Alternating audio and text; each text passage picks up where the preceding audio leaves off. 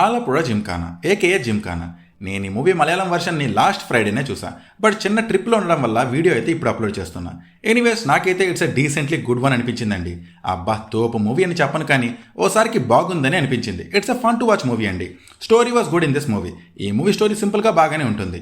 Narration was good in the first half, but second half narration నాకైతే కొంచెం down అయినట్టు అనిపించింది.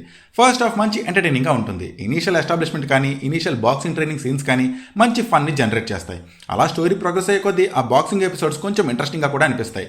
అయితే సెకండ్ హాఫ్ ఇనీషియల్గా బాగానే స్టార్ట్ అయినా ఆ తర్వాత మూవీ కొంచెం ఫ్లాట్ అయిపోతుంది. మధ్య మధ్యలో కొన్ని ఇంట్రెస్టింగ్ బాక్సింగ్ మూమెంట్స్ ఉన్నప్పటికీ క్లైమాక్స్ వరకు most of the time narration కొంచెం ఫ్లాట్గానే ఉంటుంది. అయితే క్లైమాక్స్ మాత్రం క్రేజీ అనిపించింది నాకు.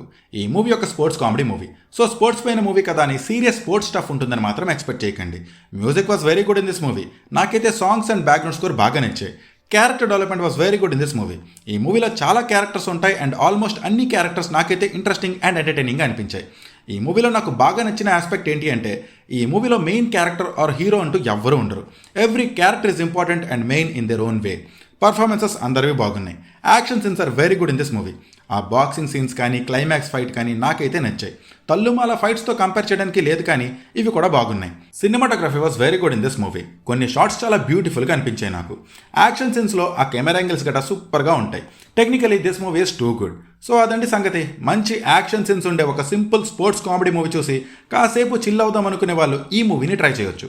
నేనైతే ఇదొక మస్ట్ వాచ్ మూవీ అని చెప్పను కానీ డెఫినెట్లీ మీరు ఈ మూవీని ఒకసారికి ట్రై చేయొచ్చు అండ్ ఈ మూవీ మిమ్మల్ని డిసప్పాయింట్ అయితే చేయదనే నా ఫీలింగ్. మరి ఈ మూవీ పైన మీ ఒపీనియన్ని please do comment and please do subscribe. Thank you. Take care. Bye.